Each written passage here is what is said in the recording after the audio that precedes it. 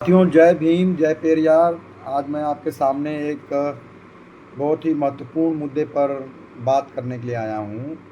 जैसा कि आप सबको ज्ञात है कि पिछले कई दिनों से सोनम वांगचू जी जंतर मंतर पे धर्मेंद्र प्रधान जी जो कि शिक्षा मंत्री हैं उनके इस्तीफे के लिए लेकर के धरने पे बैठे हुए थे। जिस तरीके से परसों उन्हें उठाया गया है, दुनिया के सबसे बड़े लोकतंत्र में जिस तरीके से एक बुजुर्ग व्यक्ति को उठा करके कपड़े में लाद करके डिटेन किया गया हॉस्पिटल में, सफदरगंज हॉस्पिटल में, क्या आपको लगता है कि लोकतंत्र इस देश में है?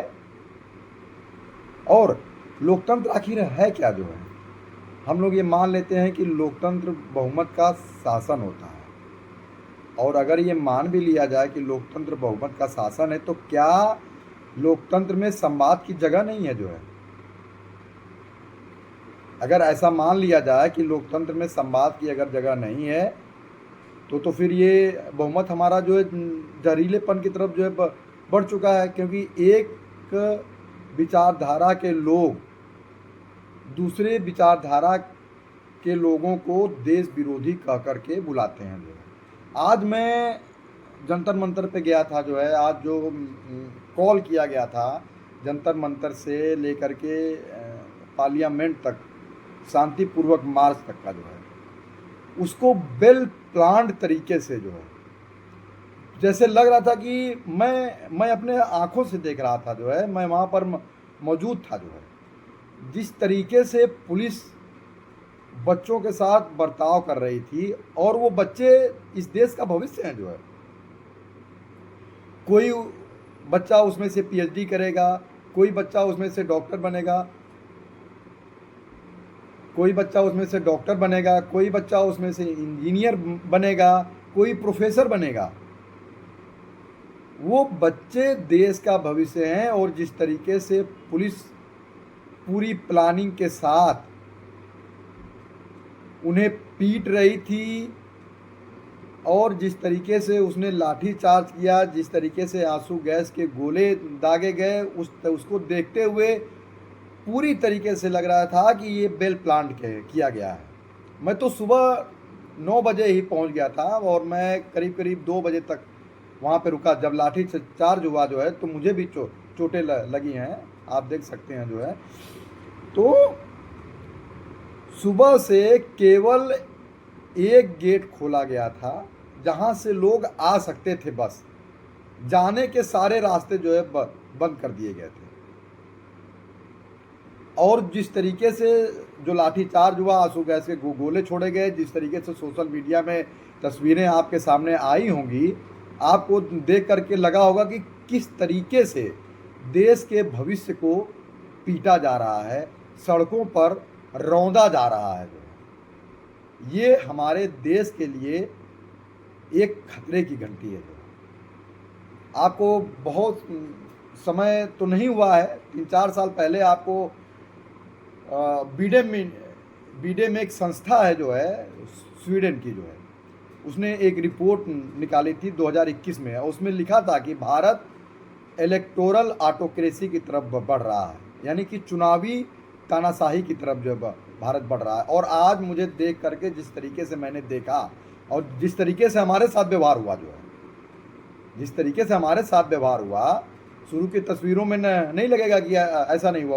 वो शुरू की तस्वीरें अलग हैं जो है, जो 12 बजे के बाद जो तस्वीरें आई हैं वो अलग हैं। तो 12 बजे के बाद की जो तस्वीरें हैं वो बिल्कुल अलग हैं। जो आप सोशल मीडिया में जो रिपोर्ट आई है, जो देख रहे हैं, क्योंकि जो मेन स्ट्रीम मीडिया है वो तो आपकी और हमारी खबर को दिखाएगी नहीं। और जिस तरीके से वहाँ पर बच्चों ने, आज तक के जो रिपोर्टर हैं उनके साथ हूटिंग की जो है, गोदी मीडिया के नारे लगाए, गोदी मीडिया वापस जाओ। और ये सही भी लगता है कि जिस तरीके से जो गोदी मीडिया है, मैं गोदी मीडिया तो नहीं कहूँगा, मैं तो मोदी मीडिया का कहूँगा, जो भाजपाई मीडिया हो गई है जो है, भाजपा की प्रवक्ता बन गई है। हमारी जो मेन स्ट्रीम मीडिया है वो भाजपा की प्रवक्ता बन गई है।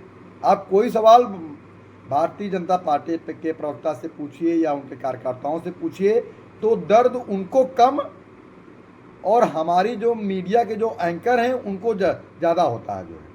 और आज मीडिया का रोल भी जंतर मंतर पे बहुत ही, मैं तो कहूँगा कि बहुत ही शर्मनाक रोल था जो है। 20 दिन से वहाँ के बच्चे कह रहे थे मुझसे कि 20 दिन से सोनम वांगचू साहब वहाँ पर बैठे हुए हैं धरने पर, एक भी मीडिया नहीं आया।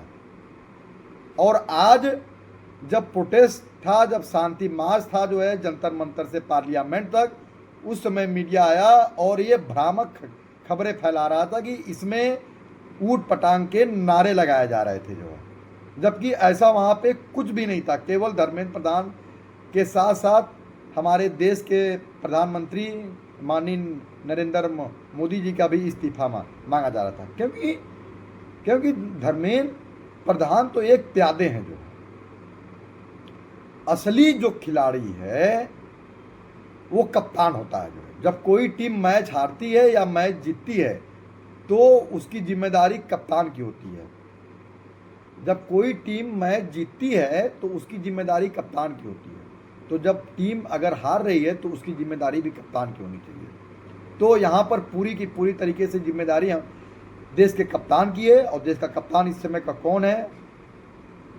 हमारे देश की बागडोर किसके हाथ में है? प्रधानमंत्री माननीय नरेंद्र मोदी जी के हाथ में जो है। तो इस्तीफा माननीय नरेंद्र मोदी जी को देना चाहिए, क्योंकि जिस तरीके से पेपर लीक मामले में 22 बच्चों की मृत्यु हो गई, आत्महत्या हो गया, क्या उसका दर्द इन लोगों को नहीं समझ में आता? अब मुझे तो लगता है कि नहीं समझ में आता, क्योंकि ये खुद भी जो है, ये खुद भी परिवार विहीन है जो है, वंश विहीन है। तो जिसका कोई परिवार नहीं होगा वो परिवार का दर्द क्या समझेगा जो है। तो आज जिस तरीके से पुलिस ने व्यवहार किया है जो है जंतर मंतर पे लोगों के साथ, ये बहुत ही दुर्भाग्यपूर्ण है, क्योंकि हमारे देश की पुलिस के भी एक परिवार है जो है, और उनके भी बच्चे पढ़ रहे हैं, और उनके भी बच्चे, कोई डॉक्टर का सपना देख रहा है, कोई इंजीनियर का सपना देख रहा है।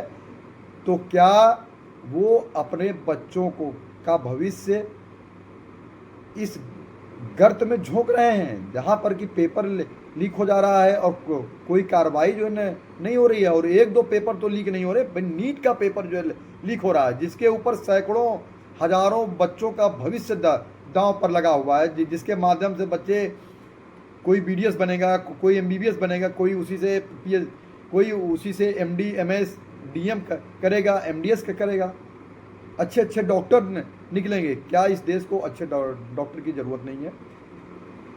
क्या इस देश को अच्छे प्रोफेसर की ज़रूरत नहीं है? क्या इस देश को अच्छे प्रोफेसर की ज़रूरत नहीं है? क्या इस देश को अच्छे वैज्ञानिक की ज़रूरत नहीं है? दर्शकों, ये आपको तय करना है, ये आपको तय करना है कि आखिर पुलिस प्रशासन को ये शक्ति कहाँ से मिली बर्बरतापूर्वक लाठीचार्ज करने की। वो बच्चे, मैं वहाँ पर था, वो मैं शांति से देख रहा था कि वो बच्चे शांति से नारा लगा रहे थे, केवल इस्तीफा मांग रहे थे और भगत सिंह, जय भीम, जय जय पेरियार के नारे लग रहे थे। अब चूंकि वहीं से इनको दिक्कत हो गई जो है, और सारे रास्ते बंद करके जिस तरीके से बच्चों को मारा गया है, ये आपने देखा होगा टीवी के ऊपर, सोशल मीडिया के ऊपर। ये आपको तय करना है कि क्या ये प्रोटेस्ट आगे जारी रहना चाहिए या नहीं रहना चाहिए। लेकिन जो खबरें वहाँ से आ रही हैं कि वहाँ का प्रोटेस्ट जो है ख़त्म करा दिया गया है, और ये लाठीचार्ज इस प्रोटेस्ट को ख़त्म कराने के लिए हुआ, क्योंकि जिस प्रोटेस्ट से ये सत्ता में आए हैं, जिस तरीके के प्रोटेस्ट से, ये उस प्रोटेस्ट का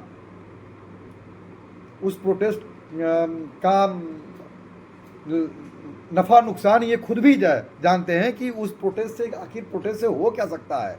एक सत्ता बदल सकती है। अन्ना हजारे का एक प्रोटेस्ट था जो है, कांग्रेस की सत्ता बदल गई। इस प्रोटेस्ट को उन्होंने जिस तरीके से रौंदा है जो है, वो देख करके शर्मनाक है।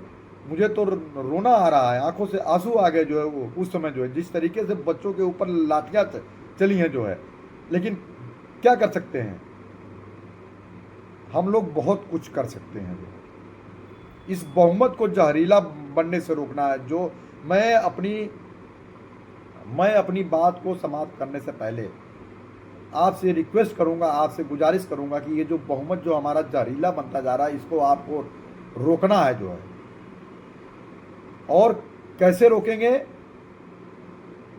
ये ईवीएम की बटन को दबा करके जो है, इस देश की सत्ता को बदल करके, आने वाले जो चुनाव होने वाले हैं 27 में 5 राज्यों में, उसको जो है बदलिए।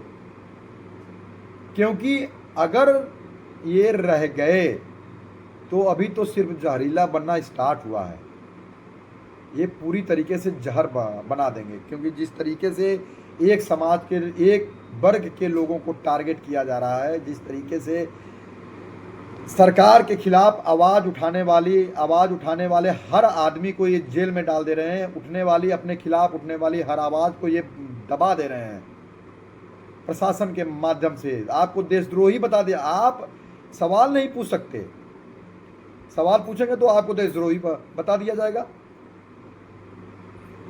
तो मैं अपनी बात को 2 शेर के माध्यम से ख़त्म करूंगा। सब कुछ गंवा कर हम होश में आए तो क्या आए, सब कुछ गंवा कर हम होश में आए तो क्या आए, सब कुछ गंवाने के बाद भी हम होश में भी नहीं आ रहे। और एक दूसरे के साथ खड़े रहने के लिए, एक दूसरे के साथ खड़े रहने का जो शेर है वो मैं आगे सुनाने जा रहा हूँ। नहीं तो आप सब मारे जाएंगे। आज मेरा नंबर है, कल आपका नंबर है। नवाज देवबंदी साहब का एक शेर है जो कि मैं अक्सर सुनाता हूँ जो है, मैं आज फिर सुनाऊंगा। आज उस शेर को सुनाने का असली दिन है जो है।